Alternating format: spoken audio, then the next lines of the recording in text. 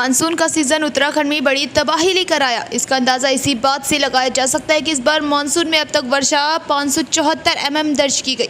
आपदा प्रबंधन सचिव का कहना है कि 2010 से लेकर अब तक इतनी अधिक मात्रा में वर्षा कभी दर्ज नहीं की गई, क्योंकि इससे प्रदेश में जान माल का भारी नुकसान हुआ है। इसलिए अब केंद्र को 5,700 करोड़ का अनुमानित मसौदा भेजा गया है, जिससे क्षतिपूर्ति हो सके। इसके बाद रविवार शाम तक केंद्र की टीम उत्तराखंड पहुंचेंगी और सोमवार को आपदा प्रभावित क्षेत्र का दौरा कर एस्टीमेट की जांच करेंगी। साथ ही आपदा प्रबंधन भी क्षति और उसके भरपाई की योजना को उनके सामने रखेगा। इसके बाद केंद्र की टीम तय करेगी कि उत्तराखंड को कितना राहत पैकेज देना है। एक बार भाई नुकसान का एक बार और बता दीजिए। ठीक है। जनहानि, एक जान माल का जो नुकसान अब तक हुआ है इस आपदा में, जो टेंटेटिव का आंकड़ा आया है वो क्या है? देखिए, जो जनहानि हुई है आपदा में, जैसा कि हमने बताया कि विगत वर्षों की तुलना में इस वर्ष बरसात ज़्यादा हुई है। लगभग 574 मिलीमीटर बरसात हुई है। औसतन 2010 से मेरे पास आंकड़े हैं, अभी रेडी आंकड़े हैं 2010 से 2025 तक का। कभी 300 मिलीमीटर, कभी 320 मिलीमीटर, कभी 400 मिलीमीटर, कभी 325, 350, इस तरह से रहा। 574 कभी नहीं पहुंचा है। इसके पहले का भी देखें तो वो भी बहुत ज़्यादा नहीं है। 2010 से 2025 के बीच में कभी इतनी बरसात नहीं हुई है।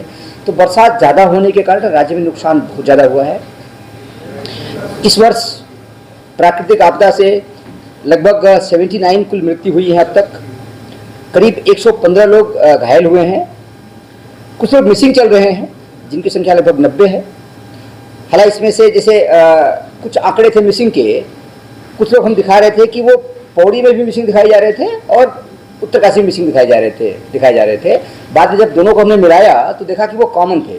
तो ये संख्या घटेगी, अभी संख्या इतनी है। इसमें से कुछ लोग ऐसे हैं जिसका कोई प्रूफ नहीं है, लोगों ने अंदाज लगाया कि ये मिसिंग है, तो हमने उसको शामिल कर लिया है सबको, जिसका भी बताया गया। अब इसकी हम जाँच करा रहे हैं कि भाई अगर आदमी यहाँ आया था, उत्तराखंड में आया था, तो कब आया, किसने देखा, उसका कोई कॉन्टैक्ट नंबर था, उसके मोबाइल की लोकेशन देखेंगे, फिर वो वेरीफाई करेंगे कि आदमी था भी कि नहीं था। क्योंकि ऐसे समय ये भी देखा जाता है कई बार कि लोग अंदाज लगा के बोल देते हैं, बाद में आदमी कभी जिंदा पाया जाता है कहीं। तो किसी की भावना गलत नहीं होती है, लेकिन हम उसको पूरा ठोक बजा के देखेंगे पूरा ढंग से कि जो आदमी था उसका अस्तित्व है कि नहीं है। अगर वो आदमी था, यहाँ आया था, तो निश्चित रूप से हमने अभी सबको शामिल कर लिया है। फिर जाँच करने के बाद एक्चुअल स्थिति सामने आएगी। इसके अलावा जो हमारे पशुओं की हानि हुई है 3,900 पशु छोटे बड़े हमारे नुकसान हुए हैं। और पक्का हाउसेज हमारे 238 के आसपास कुल नुकसान हुआ है। फुली डैमेज 238 और 2 कच्चा हाउस हुए हैं।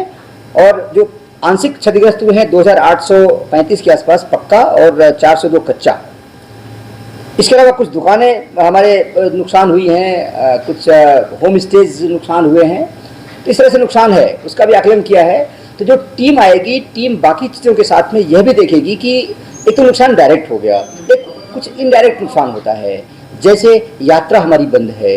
अब यात्रा बंद होने के कारण हमारे 10,000 से ज़्यादा स्थानीय लोग, दुकानदार, ढाबा चलाने वाले, शॉपकीपर्स, कुछ सामान बेचने वाले, गिफ्ट बेचने वाले, इनका भी नुकसान हुआ है। तो टीम इस चीज़ का भी आकलन करेगी कि सामाजिक तौर पर कितना नुकसान कुछ हुआ है हमारा। वो कहीं फिगर नहीं आएगी आंकड़ों में। दुकान उनकी ज्यों की त्यों है, दुकान का नुकसान नहीं हुआ। गाड़ी वाला हमारा है, अगर यात्रा चलती तो पर डे गाड़ी वाला 2,000 से 5,000 7,000 तक रुपये कमाता, वो कहीं फिगर नहीं आएगी। तो जो हम भारत सरकार को पेश करेंगे अपने पीजीएनए की रिपोर्ट में, वो भी कहेंगे कि इनकी आजीविका का नुकसान इतना हुआ है। तो क्षति वो भी है, वो इनडायरेक्ट क्षति है।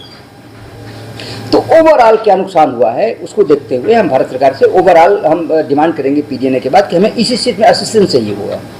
ये तो नुकसान का उन्होंने भेज दिया कि नुकसान का है, ये डायरेक्ट नुकसान है जो हमें लगता है कि नुकसान हुआ है। कुछ इनडायरेक्ट नुकसान होता है, उसकी भरपाई के लिए भी हम बात करेंगे।